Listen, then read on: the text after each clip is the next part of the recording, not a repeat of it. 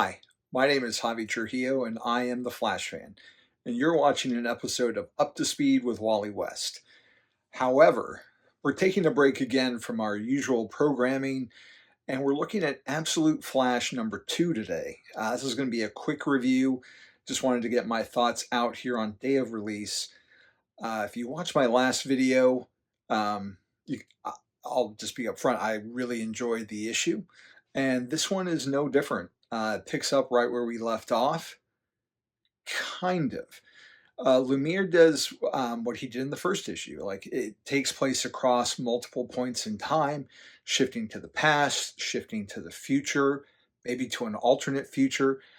I don't know what's going on, but I'm very, very intrigued by everything. Um, and Lemire's come out and said, a lot of his thoughts and anxieties are things that he's channeled into this version of Wally, which you can definitely see again, or still rather, like he's so isolated from. We see a little bit of his mom and reference again that she's dead. His relationship with his father, which was never always the best, as you've seen in Mark Waid's Year One, and yeah, so we get little pieces of that, and just the way that Wally shifts back and forward in time is really interesting. I love the art by Nick Robles, just how he exudes the speed, and maybe it's not speed. It seems like there's something time oriented that goes along with it. But I just love the way it's depicted. There's like electricity, but there's also like these red bolts that zoom across, and it's just really fascinating to look at. The coloring is fantastic. We definitely get to see more of the Rogues Gallery, uh, and they're all very interesting as well. Boomerang with his Captain Boomerang with his like electronic boomerangs that are like drones, um, and Gorilla Grodd makes an appearance that I'm really looking forward to see what happens with with Grodd, not Grog. Um, but just a really solid issue picking up from what happened, more mysteries about what happened with Barry, what happened or is happening with Wally.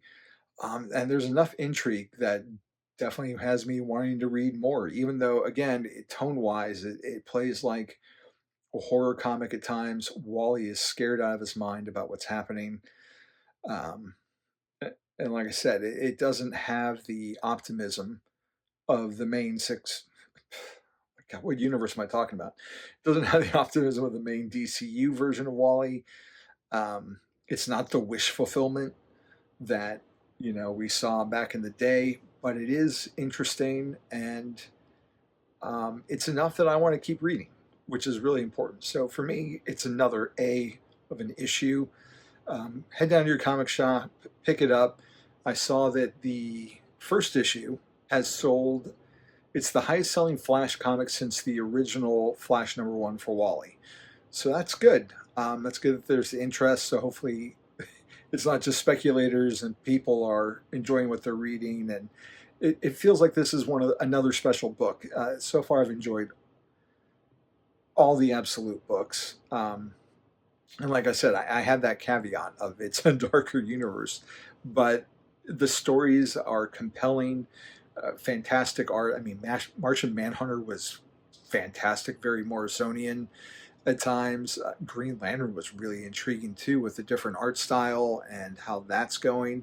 Like, I'm definitely enjoying what I'm seeing. So I hope you guys are too. And we'll get back to the next issue of The Flash. Hopefully, next episode. I think it's issue 7. I'm still working on notes. So that's going to do it for today.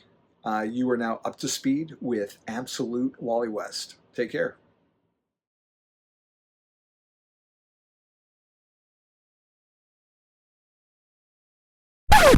But that is it for now. Now you are up to speed with Ultimate Wally West. Take care. Oh, God, did it again. It's like the cut.